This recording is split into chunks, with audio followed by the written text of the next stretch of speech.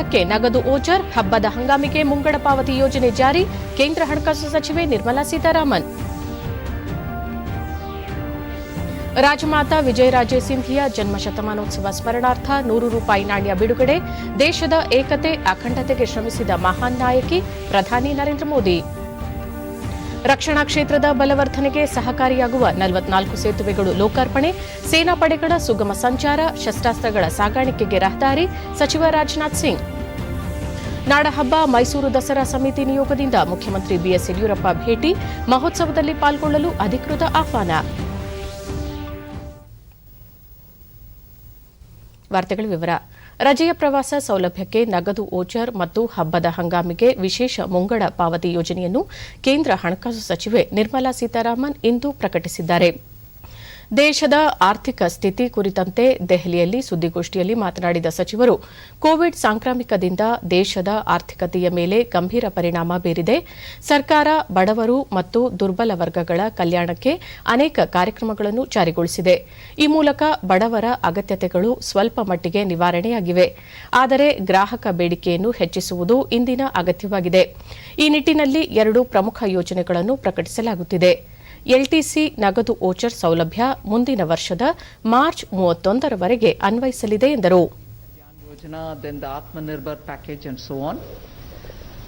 Supply constraints have somewhat eased, but consumer demand still needs to be given a bit of a boost. Others are directly linked to an increase in the GDP. So this is what is before us for today. With that background given, we move over to the consumer spending related proposal. So the consumer spending related proposal has 2 components to it. One is the LTC cash voucher scheme, and the other component within that consumer spending relates to special festival advance scheme. So we will be looking at the consumer spending aspect first. You are aware that central government employees in a block of 4 years, in this case we are taking the instant case, which is between 2017-18, 18-19, 19-20 and 2021, 4-year block in which employees normally would have gone or would have availed of 1 leave travel to any destination of their choice, or 1 leave travel concession or leave travel to any destination of their choice plus 1 to their hometown.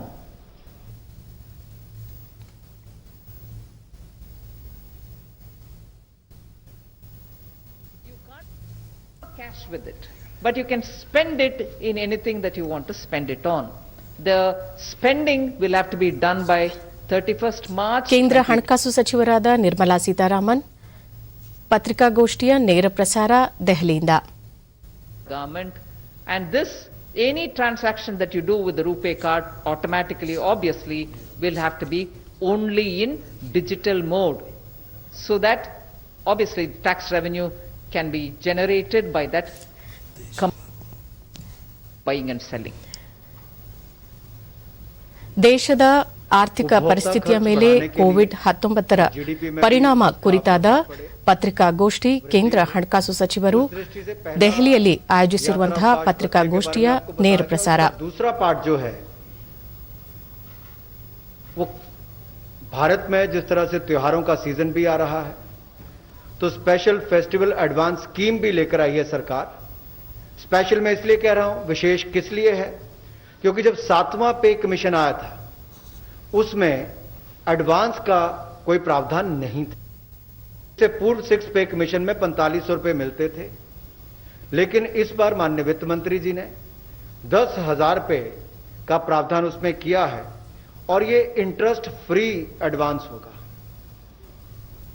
इस पे कोई ब्याज नहीं देना पड़ेगा, 10,000 रुपये आपको मिलेगा और ये भी पैसा आपको प्री लोडेड होगा. जो रुपए डेबिट कार्ड है उसके ऊपर 10,000 में भरा आपको केवल उसको खर्च करना है और इसको वापस भी देना है तो 10 किश्तों में इसकी वापसी जाएगी और आपको इस पर ब्याज कोई नहीं देना। अगर कुल मिलाकर देखा जाए तो इस योजना में केवल केंद्र सरकार के कर्मचारियों पर लगभग 4000 करोड़ रुपया संवितरित होने की उम्मीद है और अगर राज्य की सरकारें भी इसको लागू कर देती हैं तो लगभग 8000 करोड़ रुपया इसके ऊपर संवितरित होने की उम्मीद है। अगर मैं इसका 50% भी लेता हूं तो 4000 केंद्र सरकार और 4000 राज्य की सरकारों का गिना जाए तो कुल मिलाकर 8000 करोड़ की अतिरिक्त उपभोक्ता मांग इसमें पैदा होगी। इससे उसमें बल भी मिलेगा। ಭಾರತೀಯ ಜನತಾ ಪಕ್ಷದ ಸಂಸ್ಥಾಪಕ ಸದಸ್ಯರಲ್ಲಿ ಒಬ್ಬರಾಗಿದ್ದ ರಾಜಮಾತಾ ದಿವಂಗತ ವಿಜಯರಾಜೆ ಸಿಂಧಿಯಾ ಅವರ ಜನ್ಮ ಶತಾಬ್ದಿಯನ್ನು ಇಂದು ಆಚರಿಸಲಾಗುತ್ತಿದೆ. 1919ನೇ ಸಾಲಿನ ಈ ದಿನ ವಿಜಯರಾಜೆ ಸಿಂಧಿಯಾ ಅವರು ಮಧ್ಯಪ್ರದೇಶದ ಸಾಗರದಲ್ಲಿ ರಾಣಾ ಕುಟುಂಬವೊಂದರಲ್ಲಿ ಜನಿಸಿದ್ದರು. ಗ್ವಾಲಿಯರ್ ರಾಜಮನೆತನದ ವಿಜಯರಾಜೆ ತಮ್ಮ ಸಾಮಾಜಿಕ ಮತ್ತು ರಾಜನೀತಿಯ ಜೀವನದಿಂದ ಹೆಚ್ಚು ಪ್ರಸಿದ್ಧಿ ಪಡೆದಿದ್ದರು. ಭಾರತೀಯ ಜನತಾ ಪಕ್ಷದ ಉನ್ನತ ನಾಯಕರಲ್ಲಿ ಒಬ್ಬರಾಗಿ ಅವರನ್ನು ಪರಿಗಣಿಸಲಾಗುತ್ತದೆ. ವಿಜಯರಾಜೆ ಅವರು 7 ಬಾರಿ ಲೋಕಸಭಾ ಸದಸ್ಯರಾಗಿ ಹಾಗೂ 2 ಬಾರಿ ರಾಜ್ಯಸಭಾ ಸದಸ್ಯರಾಗಿ ಕಾರ್ಯನಿರ್ವಹಿಸಿದ್ದರು. ವಿಜಯರಾಜೆ ಸಿಂಧಿಯಾ ಅವರ ಗೌರವಾರ್ಥ ಹೊರತಂದಿರುವ 100 ರೂಪಾಯಿ ನಾಣ್ಯವನ್ನು ಪ್ರಧಾನಿ ನರೇಂದ್ರ ಮೋದಿ ಅವರು ವರ್ಚುವಲ್ ಮಾಧ್ಯಮದ ಮೂಲಕ ಬಿಡುಗಡೆ ಮಾಡಿದರು. ಕಾರ್ಯಕ್ರಮದಲ್ಲಿ ಕೇಂದ್ರ ಸಂಸ್ಕೃತಿ ಸಚಿವ ಪ್ರಹ್ಲಾದ್ ಸಿಂಗ್ ಪಟೇಲ್, ವಿಜಯರಾಜೆ ಅವರ ಕುಟುಂಬದ ಸದಸ್ಯರು ಹಾಗೂ ಇತರೆ ಗಣ್ಯರು ಪಾಲ್ಗೊಂಡಿದ್ದರು.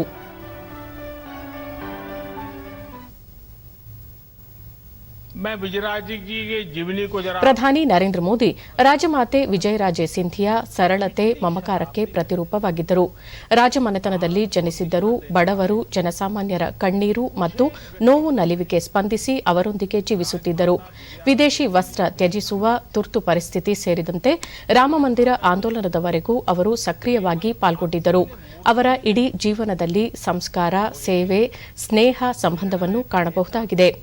ಜನಪ್ರತಿನಿಧಿಗೆ ಜನಸೇವೆಯೇ ಮುಖ್ಯ ಹೊರತು ಪದವಿ ಅಧಿಕಾರವಲ್ಲ ಎಂಬುದನ್ನು ರಾಜಮಾತೆ ಸಾಬೀತುಪಡಿಸಿದ್ದಾರೆ.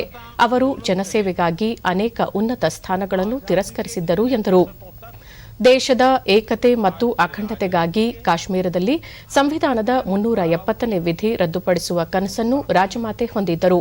ಇದೀಗ ಆ ಕನಸು ಈಡೇರಿರುವುದಲ್ಲದೆ ರಾಮಮಂದಿರ ನಿರ್ಮಾಣವೂ ಆಗುತ್ತಿದೆ ಎಂದು ಅವರು ಹೇಳಿದ್ದಾರೆ.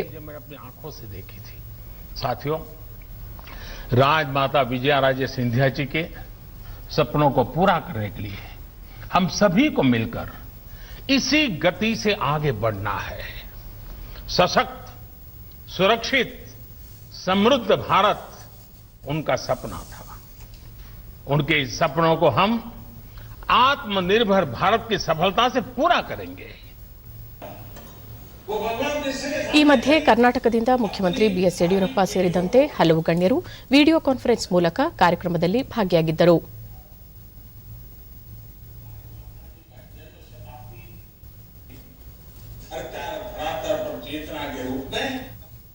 ಗೃಹ ಸಚಿವ ಅಮಿತ್ ಶಾ ವಿಜಯರಾಜೆ ಅವರು ತಮ್ಮ ತ್ಯಾಗ ಮತ್ತು ದೇಶಭಕ್ತಿಯಿಂದ ದೇಶದ ರಾಜನೀತಿಗೆ ಹೊಸ ದಿಸೆ ತೋರಿದ್ದರು.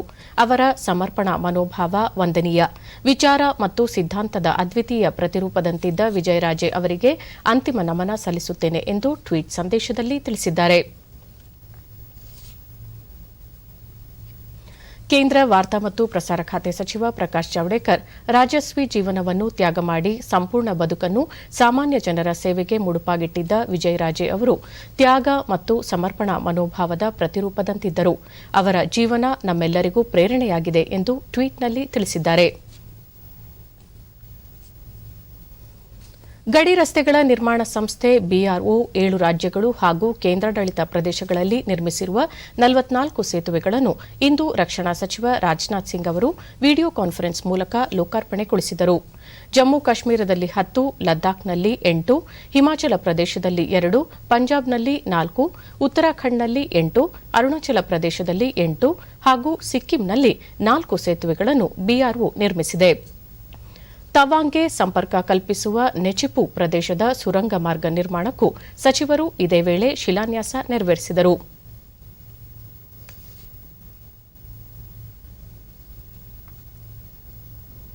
ये 50 मीटर का ब्रिज डिफिकल्ट टेरेन में है। डिक्चू रंगरा बारिश होती है, 1200 mm की बारिश इस एरिया में होती है। हमेशा कंट्री से कट ऑफ रहता था, तो during the pandemic connecting UT Ladakh to Srinagar.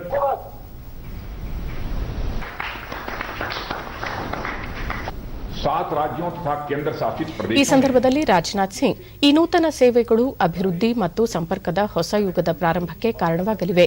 ಈ ಮಾರ್ಗಗಳಿಂದ ರಕ್ಷಣಾ ಪಡೆಗಳಿಗೆ ಯುದ್ಧ ಸಾಮಗ್ರಿಗಳು ದೊರೆಯಲು ಹಾಗೂ ಅವರ ಸುಗಮ ಸಂಚಾರಕ್ಕೆ ಅನುಕೂಲ ಕಲ್ಪಿಸಲಿದೆ. ಈ ಸೇತುವೆಗಳು ನಿರ್ಮಾಣದಿಂದ ಗಡಿ ಪ್ರದೇಶಗಳಲ್ಲಿ ಸುಗಮ ಸಂಚಾರಕ್ಕೆ ಮತ್ತು ನೆರೆಯ ದೇಶಗಳ ನಡುವೆ ಸಂಪರ್ಕಕ್ಕೆ ಅನುಕೂಲವಾಗಲಿದೆ. ದೇಶದ ಮುಖ್ಯ ಭೂಪ್ರದೇಶದಿಂದ ತುಂಬಾ ದೂರದ ಪ್ರದೇಶಗಳನ್ನು ಈ ಸೇತುವೆಗಳು ಸಂಪರ್ಕಿಸಲಿವೆ.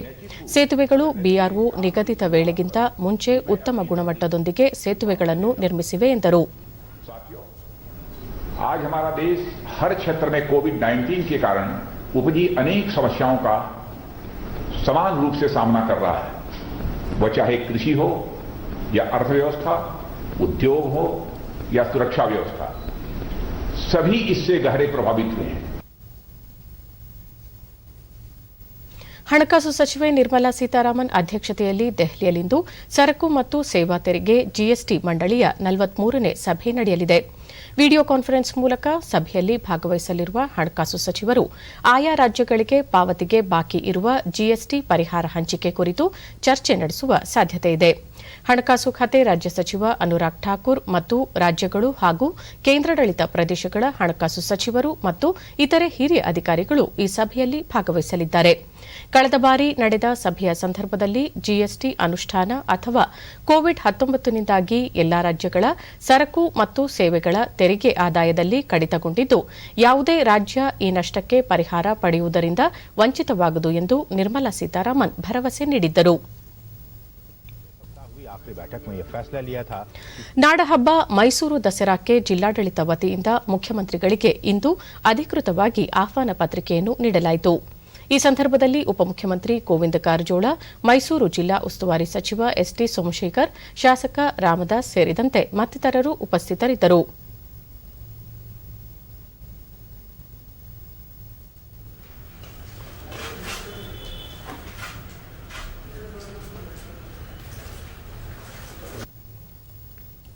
ಬಳಿಕ ಈ ಬಾರಿಯ ದಸರಾ ಮಹೋತ್ಸವ ಉದ್ಘಾಟಿಸಲಿರುವ ಜಯದೇವ ಹೃದ್ರೋಗ ಆಸ್ಪತ್ರೆಯ ನಿರ್ದೇಶಕ ಡಾ ಸಿಎನ್ ಮಂಜುನಾಥ್ ಅವರನ್ನು ದಸರಾ ಸಮಿತಿ ಸದಸ್ಯರು ಭೇಟಿ ಮಾಡಿ ಅಧಿಕೃತ ಆಹ್ವಾನ ನೀಡಿದರು.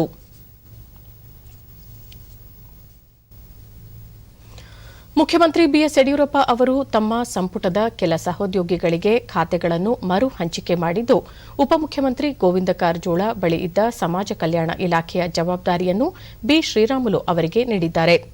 ಅದೇ ರೀತಿ ಶ್ರೀರಾಮುಲು ಅವರ ಬಳಿ ಇದ್ದ ಆರೋಗ್ಯ ಖಾತೆಯನ್ನು ವೈದ್ಯಕೀಯ ಶಿಕ್ಷಣ ಖಾತೆ ಸಚಿವ ಡಾ ಕೆ ಸುಧಾಕರ್ ಅವರಿಗೆ ಹಂಚಿಕೆ ಮಾಡಿದ್ದಾರೆ.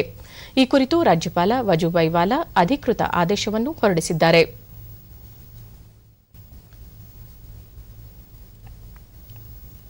ಬಂಗಾಳಕೊಲ್ಲಿಯಲ್ಲಿ ಉಂಟಾಗಿರುವ ವಾಯುಭಾರ ಕುಸಿತದಿಂದಾಗಿ ರಾಜ್ಯದ ಹಲವು ಭಾಗಗಳಲ್ಲಿ ಮುಂದಿನ 24 ಗಂಟೆಗಳಲ್ಲಿ ಭಾರೀ ಮಳೆಯಾಗುವ ಸಾಧ್ಯತೆಯಿದೆ ಎಂದು ಹವಾಮಾನ ಇಲಾಖೆ ಮುನ್ಸೂಚನೆ ನೀಡಿದೆ. ಬಂಗಾಳಕೊಲ್ಲಿಯಲ್ಲಿ ಚಂಡಮಾರುತದ ತೀವ್ರತೆ ಇನ್ನಷ್ಟು ಹೆಚ್ಚಾಗಲಿದ್ದು, ಕರಾವಳಿ ಹಾಗೂ ದಕ್ಷಿಣ ಒಳನಾಡು ಸೇರಿದಂತೆ ಹಲವೆಡೆ ಭಾರೀ ಮಳೆಯಾಗುವ ನಿರೀಕ್ಷೆಯಿದೆ. ಪ್ರಮುಖವಾಗಿ ಕರಾವಳಿ ತೀರದಲ್ಲಿ ಮಳೆ ಅಬ್ಬರ ಹೆಚ್ಚಾಗಿರುವ ಸಾಧ್ಯತೆ ಹಿನ್ನೆಲೆಯಲ್ಲಿ ಇಂದು ಮತ್ತು ನಾಳೆ ರೆಡ್ ಅಲರ್ಟ್ ಘೋಷಿಸಲಾಗಿದೆ. ರಾಯಚೂರು ಜಿಲ್ಲೆಯಲ್ಲಿ ಕೃಷ್ಣಾ ನದಿಗೆ ಹೆಚ್ಚಿನ ಪ್ರಮಾಣದಲ್ಲಿ ನೀರು ಹರಿದು ಬರುತ್ತಿದೆ.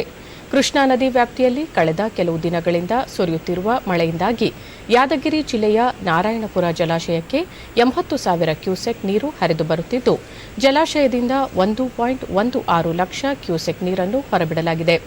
ಈ ಹಿನ್ನೆಲೆಯಲ್ಲಿ ನದಿ ತೀರದ ಜನರಿಗೆ ಎಚ್ಚರದಿಂದಿರುವಂತೆ ಸೂಚಿಸಲಾಗಿದೆ.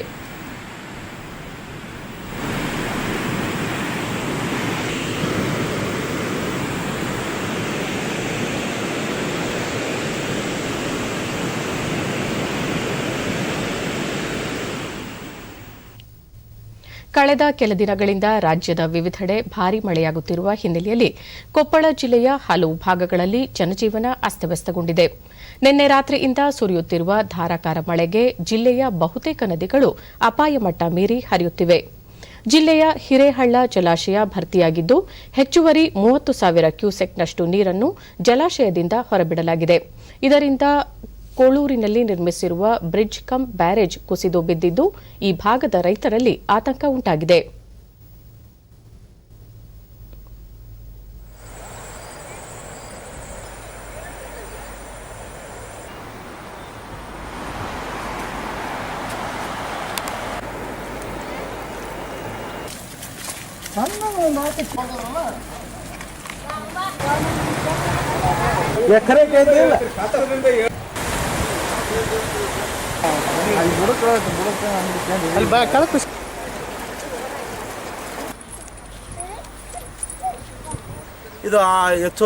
ಡಿಡಿ ನ್ಯೂಸ್ನೊಂದಿಗೆ ರೈತ ಹುಸೇನ್ ಸಾಬ್ ಬ್ರಿಡ್ಜ್ ಕಮ್ ಬ್ಯಾರೇಜ್ಗೆ ಹಾನಿಯಾಗಿದ್ದು ಮುಂದಿನ ದಿನಗಳಲ್ಲಿ ರೈತರಿಗೆ ನೀರಿನ ಕೊರತೆ ಉಂಟಾಗಲಿದೆ ಎಂದು ಆತಂಕ ವ್ಯಕ್ತಪಡಿಸಿದರು. ಉಳ್ಳಾಗಡ್ಡಿ ಎಲ್ಲ ಬೆಳಿತಿದ್ವಿ ಸರ್.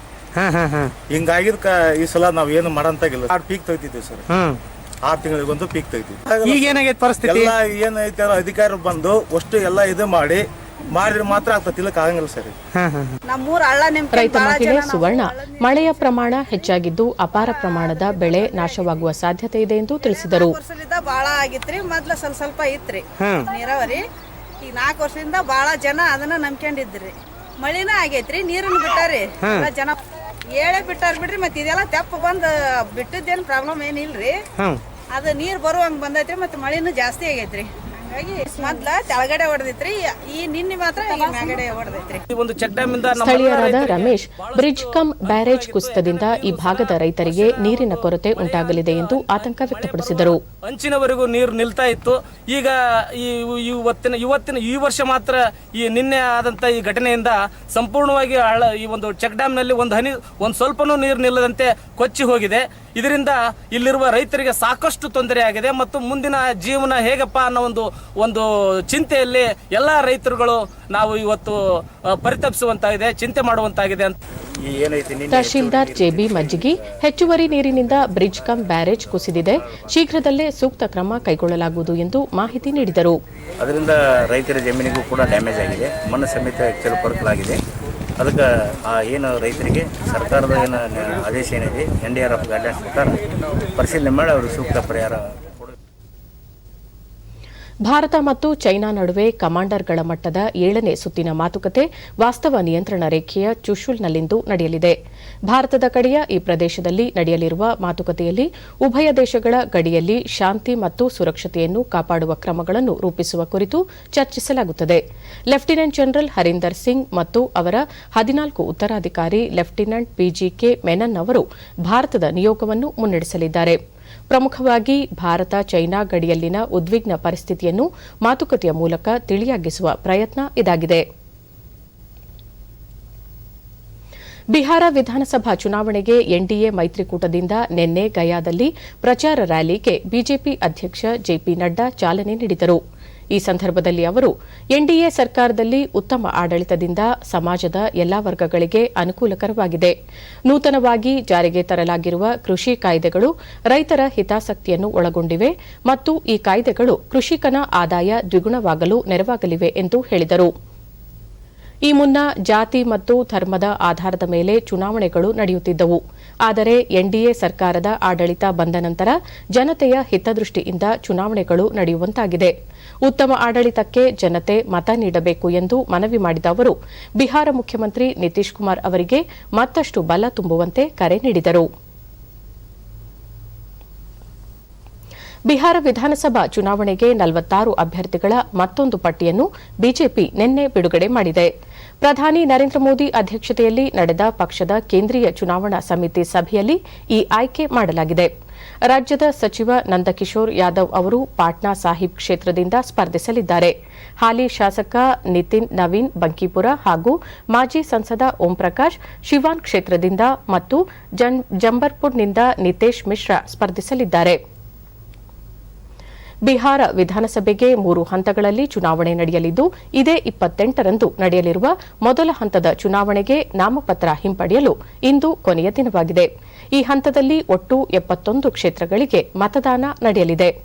ಉಳಿದಂತೆ ನವೆಂಬರ್ 3ರಂದು 2ನೇ ಹಂತದಲ್ಲಿ 94 ಸ್ಥಾನ ಹಾಗೂ ನವೆಂಬರ್ 7ರಂದು 3ನೇ ಹಂತದಲ್ಲಿ 78 ಸ್ಥಾನಗಳು ಸೇರಿದಂತೆ ಒಟ್ಟು 243 ಕ್ಷೇತ್ರಗಳಿಗೆ ಚುನಾವಣೆ ಜರುಗಲಿದ್ದು ನವೆಂಬರ್ 10ರಂದು ಮತ ಎಣಿಕೆ ಕಾರ್ಯ ನಡೆಯಲಿದೆ.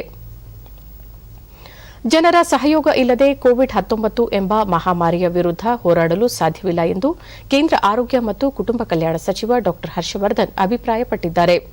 ವರ್ಚುವಲ್ ಮಾಧ್ಯಮದ ಮೂಲಕ ನಿನ್ನೆ ಸಂವಾದದಲ್ಲಿ ಪ್ರಶ್ನೆಗಳಿಗೆ ಉತ್ತರಿಸಿದ ಅವರು, ವಾತಾವರಣದಲ್ಲಿ ಆಗುವ ಬದಲಾವಣೆ, ಋತು ಪರಿವರ್ತನೆ ಕೊರೋನಾ ಮೇಲೆ ಪರಿಣಾಮ ಬೀರುತ್ತದೆಯೋ ಇಲ್ಲವೋ ಎಂಬುದು ಇನ್ನೂ ಸಾಬೀತಾಗಿಲ್ಲ. ಈ ಬಗ್ಗೆ ಸಂಶೋಧನೆ ನಡೆಯುತ್ತಿವೆ. ಚಳಿಗಾಲದಲ್ಲಿ ಸಾಮಾನ್ಯವಾಗಿ ಉಸಿರಾಟದ ಕಾಯಿಲೆ ಉಲ್ಬಣವಾಗುತ್ತದೆ. ಸಾಮಾನ್ಯವಾಗಿ ವೈರಾಣುಗಳು ಶೀತ ಮತ್ತು ಶುಷ್ಕ ವಾತಾವರಣದಲ್ಲಿ ದೀರ್ಘಕಾಲ ಜೀವಂತವಾಗಿರುತ್ತವೆ. ಇದರಲ್ಲಿ ಇನ್ಫ್ಲೂಯೆನ್ಸಾ ವೈರಾಣು ಪ್ರಮುಖವಾಗಿದೆ. ಇದರ ಜೊತೆಗೆ ಕೊರೋನಾದ 4 ಪ್ರಕಾರದ ವೈರಾಣುಗಳು ಕೂಡ ಶೀತಕಾಲದಲ್ಲಿ ತ್ವರಿತವಾಗಿ ಪಸರಿಸುತ್ತವೆ ಎಂದರು.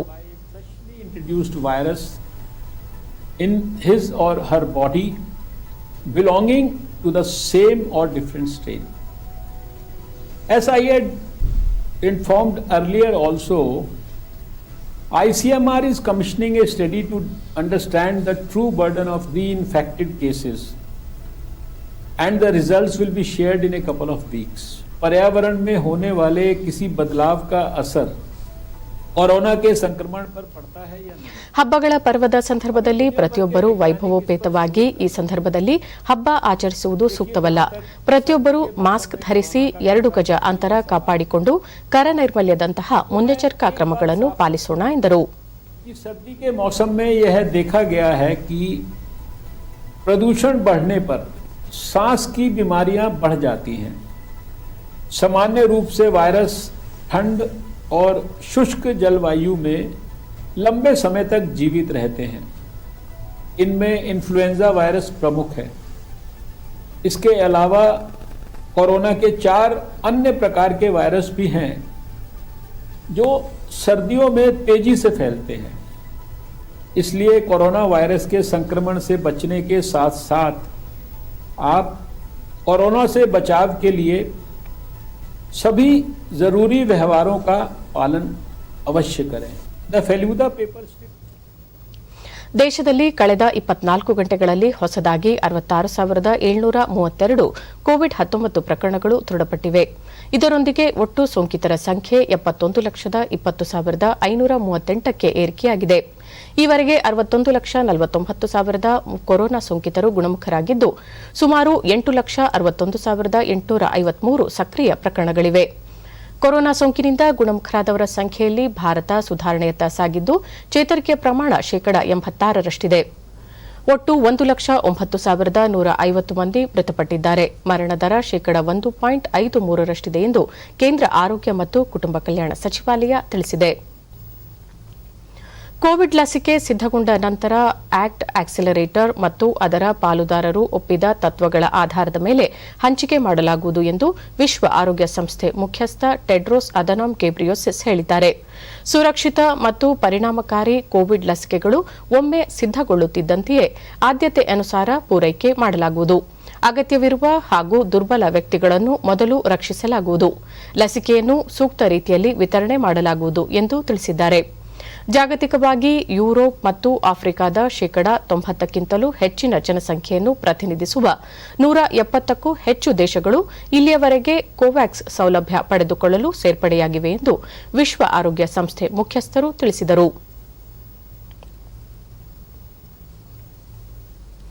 ಭಾರತಮಾಲಾ ಪರಿಯೋಜನೆ ಅಡಿ 2020ರಲ್ಲಿ 12,413 ಕಿಲೋಮೀಟರ್ ಉದ್ದದ ಒಟ್ಟು 322 ಯೋಜನೆಗಳಿಗೆ ಅನುಮೋದನೆ ನೀಡಲಾಗಿದ್ದು, ಇದೇ ದಿನಾಂಕದವರೆಗೆ 2,921 ಕಿಲೋಮೀಟರ್ ರಸ್ತೆ ನಿರ್ಮಾಣ ಮಾಡಲಾಗಿದೆ ಎಂದು ರಸ್ತೆ ಸಾರಿಗೆ ಮತ್ತು ಹೆದ್ದಾರಿ ಸಚಿವಾಲಯ ತಿಳಿಸಿದೆ.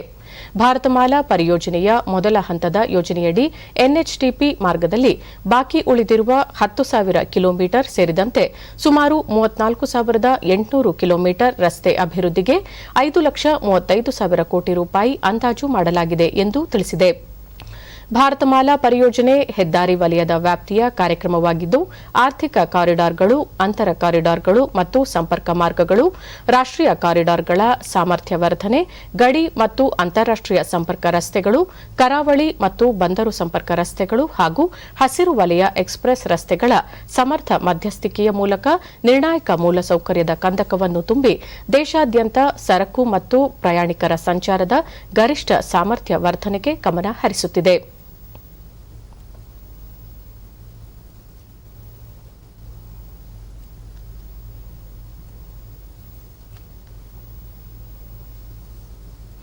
ಲಿಬಿಯಾದಲ್ಲಿ ಅಪಹರಣಕ್ಕೊಳಗಾಗಿದ್ದ 7 ಭಾರತೀಯ ಪ್ರಜೆಗಳನ್ನು ಬಿಡುಗಡೆಗೊಳಿಸಲಾಗಿದೆ ಎಂದು ಟುನೀಷಿಯಾದ ಭಾರತೀಯ ರಾಯಭಾರಿ ಪುನೀತ್ ರಾಯ್ ಕುಂಡಾಲ್ ಅವರು ತಿಳಿಸಿದ್ದಾರೆ.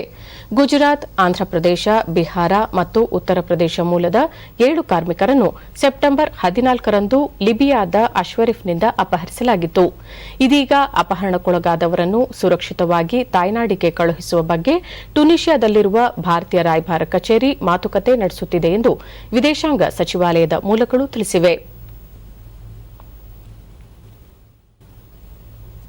लीबिया सरकार और ಬಹುಭಾಷಾ ಸಂಗೀತ ನಿರ್ದೇಶಕ ರಾಜನ್ ನಿನ್ನೆ ಅನಾರೋಗ್ಯದಿಂದ ವಿಧಿವಶರಾಗಿದ್ದಾರೆ. ಅವರಿಗೆ 87 ವರ್ಷ ವಯಸ್ಸಾಗಿತ್ತು. ಸಹೋದರ ನಾಗೇಂದ್ರಪ್ಪ ಹೆಸರಿನೊಂದಿಗೆ ತಮ್ಮ ಹೆಸರನ್ನು ಸೇರಿಸಿಕೊಂಡು ರಾಜನ್ ನಾಗೇಂದ್ರ ಎಂದೇ ಪ್ರಸಿದ್ಧಿ ಹೊಂದಿದ್ದ ಇವರು ಕನ್ನಡ ಭಾಷೆಯ 200ಕ್ಕೂ ಅಧಿಕ ಸಿನಿಮಾಗಳಿಗೆ ಸಂಗೀತ ನಿರ್ದೇಶನ ನೀಡಿದ್ದಾರೆ. ತಮಿಳು, ಹಿಂದಿ, ಮಲಯಾಳಂ, ತುಳು ಸೇರಿ ಸುಮಾರು 375ಕ್ಕೂ ಹೆಚ್ಚು ಸಿನಿಮಾಗಳಿಗೆ ಸಂಗೀತ ನಿರ್ದೇಶಿಸಿದ್ದಾರೆ. ಶ್ರೀಲಂಕಾದ ಸಿನ್ಹಳ ಭಾಷೆಯ ಸಿನಿಮಾಗಳಿಗೂ ಸಂಗೀತ ನಿರ್ದೇಶಿಸಿರುವುದು ಸಂಗೀತ ಲೋಕದಲ್ಲಿ ಇವರ ಮತ್ತೊಂದು ಸಾಧನೆ.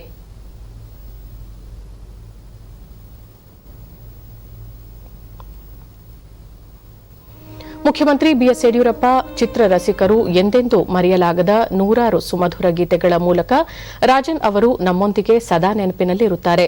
ಅವರ ಆತ್ಮಕ್ಕೆ ಚಿರಶಾಂತಿ ಪ್ರಾರ್ಥಿಸುತ್ತಾ ಕುಟುಂಬಕ್ಕೆ, ಅಭಿಮಾನಿ ಬಳಗಕ್ಕೆ ನೋವು ಭರಿಸುವ ಶಕ್ತಿಯನ್ನು ನೀಡಲಿ ಎಂದು ಟ್ವೀಟ್ ಮಾಡಿದ್ದಾರೆ.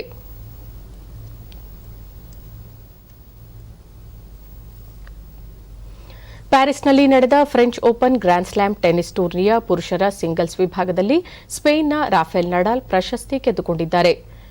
ರೋಲ್ಯಾಂಡ್ ಗ್ಯಾರೋಸ್ನಲ್ಲಿ ನಿನ್ನೆ ರಾತ್ರಿ ನಡೆದ ಫೈನಲ್ ಪಂದ್ಯದಲ್ಲಿ 2ನೇ ಶ್ರೇಯಾಂಕಿತ ಆಟಗಾರ ರಾಫೆಲ್ ನಡಾಲ್ 6-0, 6-2, 7-5 ನೇರ ಸೆಟ್ಗಳಿಂದ ವಿಶ್ವದ ನಂಬರ್ 1 ಆಟಗಾರ ಸೆರ್ಬಿಯಾದ ನೊವಾಕ್ ಜೋಕೋವಿಚ್ ವಿರುದ್ಧ ಗೆಲುವು ದಾಖಲಿಸಿದರು. ಇದರೊಂದಿಗೆ ನಡಾಲ್ 13ನೇ ಫ್ರೆಂಚ್ ಓಪನ್ ಪ್ರಶಸ್ತಿ ಜಯಿಸುವುದರ ಜೊತೆಗೆ 20 ಗ್ರ್ಯಾಂಡ್ ಸ್ಲಾಮ್ ಪ್ರಶಸ್ತಿಗಳ ಸಾರ್ವಕಾಲಿಕ ದಾಖಲೆ ಬರೆದಿರುವ ಸ್ವಿಟ್ಜರ್ಲೆಂಡ್ನ ರೋಜರ್ ಫೆಡರರ್ ಅವರ ಸಾಧನೆಯನ್ನು ಸರಿಗಟ್ಟಿದರು. 2 ಗಂಟೆ 41 ನಿಮಿಷಗಳ ಕಾಲ ನಡೆದ ಫೈನಲ್ ಪಂದ್ಯದಲ್ಲಿ ನೊವಾಕ್ ಜೋಕೋವಿಚ್ ಮೊದಲ 2 ಸೆಟ್ಗಳಲ್ಲಿ ನಡಾಲ್ಗೆ ಸುಲಭವಾಗಿ ಶರಣಾದರು. 3ನೇ ಸೆಟ್ನಲ್ಲಿ ಕೊಂಚ ಪೈಪೋಟಿ ನಡೆಸಿದರೂ ನಡಾಲ್ ಅವರ ಆವೆ ಮಣ್ಣಿನ ಅಂಕಣದ ಪಾರುಪತ್ಯವನ್ನು ತಡೆಯಲು ಸಾಧ್ಯವಾಗಲಿಲ್ಲ.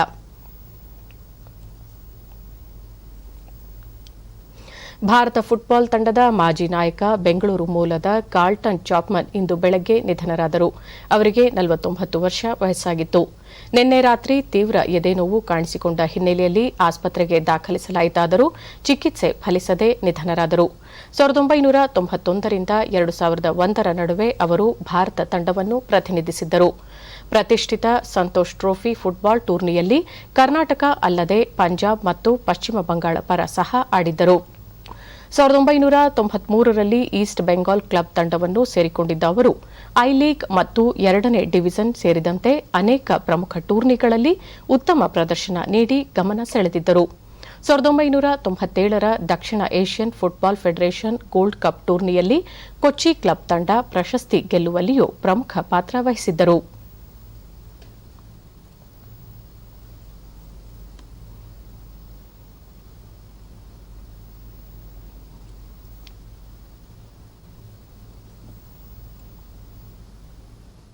ಕೊನೆಯಲ್ಲಿ ಮತ್ತೊಮ್ಮೆ ಮುಖ್ಯಾಂಶಗಳು. ರಜೆಯ ಪ್ರವಾಸ ಸೌಲಭ್ಯಕ್ಕೆ ನಗದು ಓಚರ್, ಹಬ್ಬದ ಹಂಗಾಮಿಗೆ ಮುಂಗಡ ಪಾವತಿ ಯೋಜನೆ ಜಾರಿ, ಕೇಂದ್ರ ಹಣಕಾಸು ಸಚಿವೆ ನಿರ್ಮಲಾ ಸೀತಾರಾಮನ್. ರಾಜಮಾತಾ ವಿಜಯರಾಜೆ ಸಿಂಧಿಯಾ ಜನ್ಮ ಶತಮಾನೋತ್ಸವ ಸ್ಮರಣಾರ್ಥ 100 ರೂಪಾಯಿ ನಾಣ್ಯ ಬಿಡುಗಡೆ, ದೇಶದ ಏಕತೆ ಅಖಂಡತೆಗೆ ಶ್ರಮಿಸಿದ ಮಹಾನ್ ನಾಯಕಿ ಪ್ರಧಾನಿ ನರೇಂದ್ರ ಮೋದಿ. ರಕ್ಷಣಾ ಕ್ಷೇತ್ರದ ಬಲವರ್ಧನೆಗೆ ಸಹಕಾರಿಯಾಗುವ 44 ಸೇತುವೆಗಳು ಲೋಕಾರ್ಪಣೆ, ಸೇನಾ ಪಡೆಗಳ ಸುಗಮ ಸಂಚಾರ, ಶಸ್ತ್ರಾಸ್ತ್ರಗಳ ಸಾಗಾಣಿಕೆಗೆ ರಹದಾರಿ, ಸಚಿವ ರಾಜನಾಥ್ ಸಿಂಗ್. ನಾಡಹಬ್ಬ ಮೈಸೂರು ದಸರಾ ಸಮಿತಿ ನಿಯೋಗದಿಂದ ಮುಖ್ಯಮಂತ್ರಿ ಬಿಎಸ್ ಯಡಿಯೂರಪ್ಪ ಭೇಟಿ, ಮಹೋತ್ಸವದಲ್ಲಿ ಪಾಲ್ಗೊಳ್ಳಲು ಅಧಿಕೃತ ಆಹ್ವಾನ. ನಮ್ಮ ಮುಂದಿನ ವಾರ್ತಾ ಪ್ರಸಾರ ಸಂಜೆ 4:30 ಡಿಡಿ ಚಂದನದಲ್ಲಿ. ನಮಸ್ಕಾರ.